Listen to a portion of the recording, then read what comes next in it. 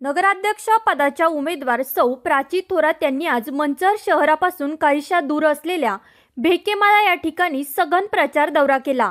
या भागात नागरिकांच्या समस्या जाणून घेताना त्यांनी गंभीर आणि मूलभूत समस्यांवर विशेष लक्ष केंद्रित केले। प्राची थोरात यांनी भेकेमाळ्यातील मतदारांच्या घरोघरी जाऊन गाठीभेटी घेतल्या आणि त्यांच्या अडचणींची नोंद घेतली। या परिसरातील नागरिकांनी मुख्यतः रस्त्यांची दुरवस्था आणि ड्रेनेजच्या समस्यांबद्दल तक्रारी केल्या। या समस्यांचे लवकरच निवारण केले जाईल असे आश्वासन प्राची थोरात यांनी दिले। या भागातील सर्वात गंभीर समस्या म्हणजे बिबट्याचा वाढलेला वावर। भेकेमाळा हा मंचर शहरापासून काहीसा लांब असल्याने या भागात बिबट्या वारंवार दिसतो, ज्यामुळे नागरिकांमध्ये भीतीचे वातावरण आहे। या गंभीर प्रश्नावर प्राची थोरात यांनी विशेष लक्ष दिले। त्या म्हणाल्या, नगरपंचायतच्या माध्यमातून बिबट्याच्या वावरावर कायमस्वरूपी उपाययोजना करण्यासाठी आम्ही विशेष लक्ष देऊ। नागरिकांची सुरक्षा ही आमची प्राथमिकता असेल। यावेळी भेकेमाळ्यातील नागरिकांनी सौ प्राची थोरात यांना उत्स्फूर्त पाठिंबा दर्शवला। अनेक मतदारांनी सांगितले की आमची अनेक कामे संजय भाऊ थोरात यांच्या ऑफिसमधून मार्गी लागली आहे, त्यामुळे आम्ही त्यांचे काम विसरणार नाही। आम्ही संजय भाऊ थोरात यांनाच पाठिंबा देणार आहोत। संजय थोरात यांच्या जनसंपर्काच्या बळावर आणि प्राची थोरात यांच्या उच्च शिक्षित आणि समस्या निवारण्याच्या तत्परतेमुळे भेकेमाळ्यातील नागरिकांनी त्यांच्या नेतृत्वावर विश्वास व्यक्त केला आहे।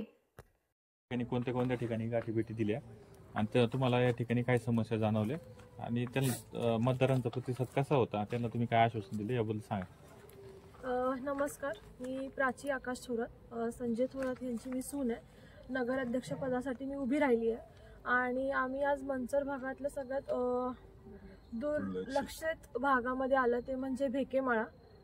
आणि पहिलं म्हणजे बाळनपुरी बाबांचं दर्शन घेऊन आम्ही या सगळ्या नागरिकांची भेट घेत आहोत।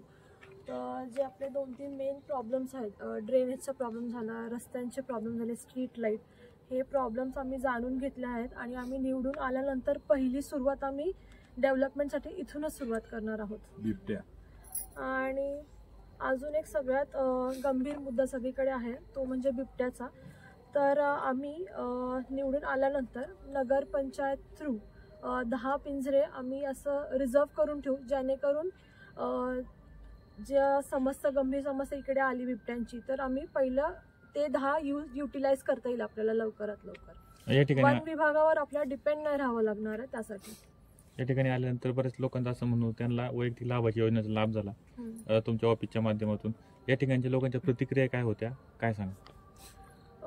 सगळ्यांच्या पॉझिटिव्ह प्रतिक्रिया आलेल्या आहेत आपल्याला। गव्हर्नमेंट, स्टेट आणि सेंट्रल गव्हर्नमेंटकडून ज्या योजना आपल्या ह्या माध्यमातून संजय भाऊ थोरात यांच्या माध्यमातून या नागरिकांपर्यंत पोचल्यात, त्यामुळे त्यांना त्याचा उत्तम प्रकारे लाभ घेता आलेला आहे।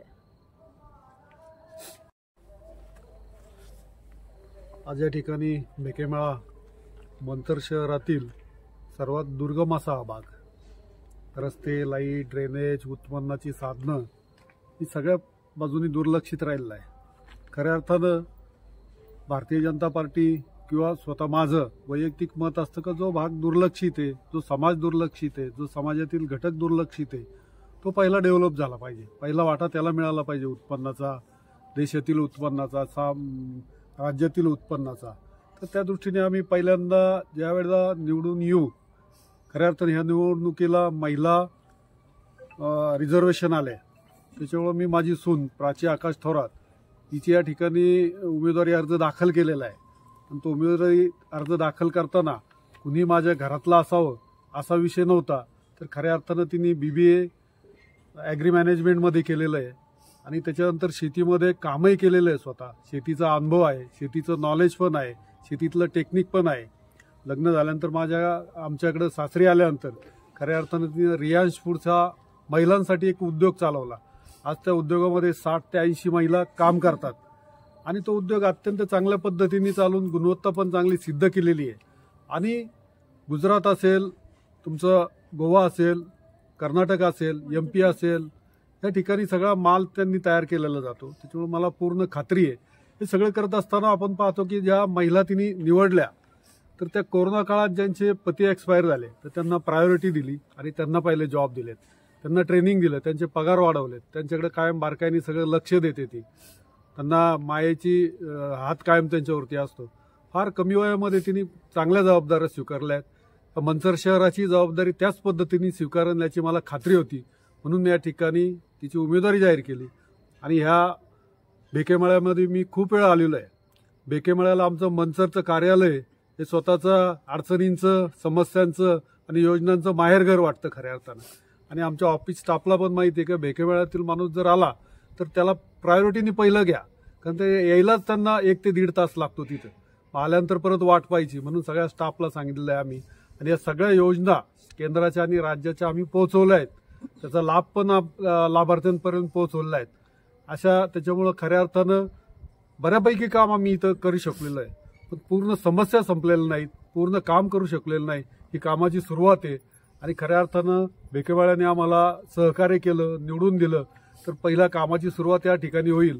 आणि नंतरच आपण 5 वर्षामध्ये या भागाचा पूर्ण चेहरामोहरा बदली करून टाकू, अशी मी या ठिकाणी ग्वाही देतो आणि थांबतो.